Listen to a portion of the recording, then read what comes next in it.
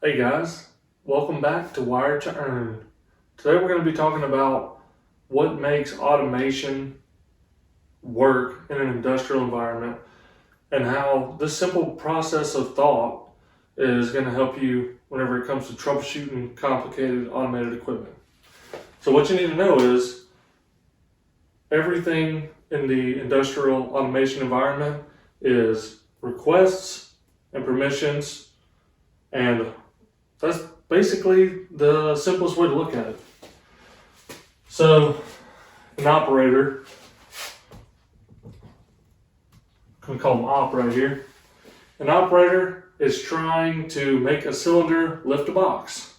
So the first thing he does is he looks at the box. Okay, it's on the platform. There's a cylinder below it. He checks. All right, I want to make it go up. So what does he do? Presses a button. So he looked at everything. Okay, it's clear. I'm going to press this button. That's his request. The button, now, it has engaged the contacts and sends an electrical signal. So what does it need to look for? It needs to look for the path to get to the PLC. Is there a switch maybe that's in a local or a remote, or maybe an e-stop button pressed that's going to stop it along the way? So it needs to look at hardware.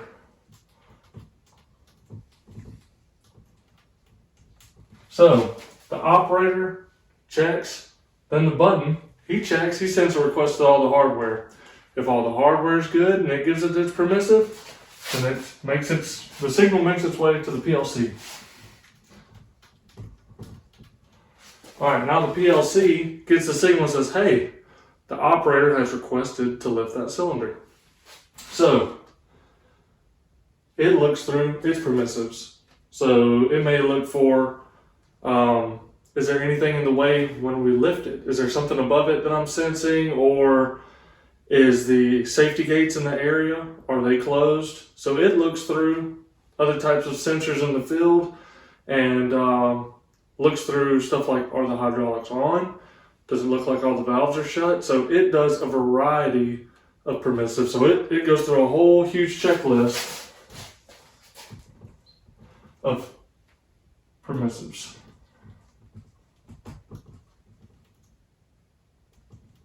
going to call it permits. So once it goes through its laundry list of permits and it gets the green check on every single one of them, then it says, hey, we're good to go. So it fires a signal out of its digital output, just say, for a regular solenoid valve. So it then fires it out and it says, hey, it's go time. What I want you to do is take this output, give a signal to this valve. So then you got an output card. Digital output. Now, that output, they're pretty much just passive devices, so they're definitely going to just send it out. They're not really looking for much. So it goes out. Now, once again, we're going to go through this hardware. All right, are there any stops or is there any other controlling devices on the output side? So we're going to look through all that too. All right, if everything's clear, then it's going to end up going all the way to the solenoid valve. All right, so then the solenoid valve, it fires, changes the state of the valve. Now hydraulic fluid is going to be going through. But guess what? The hydraulic fluid now, it may have a blocking valve that it has to check.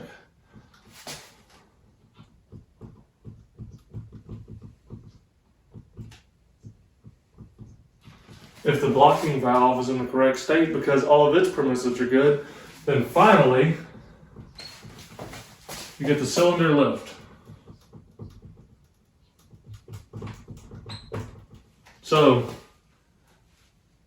it looks like a lot, and once you kind of get the hang of the flow of events, the operator checks, and then he sends his signal.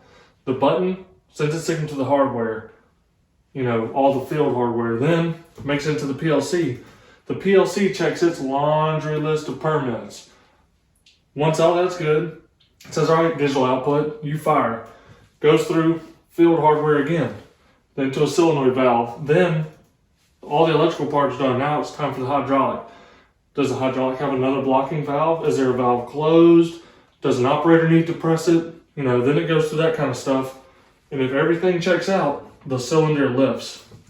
So if an operator says, hey man, my cylinder won't lift, I know it sounds like a lot of stuff to go through, but at least you'll have a methodic way to get started, and I'll explain to you later in another video what is the easiest way to pick where to start in this long chain of asking permission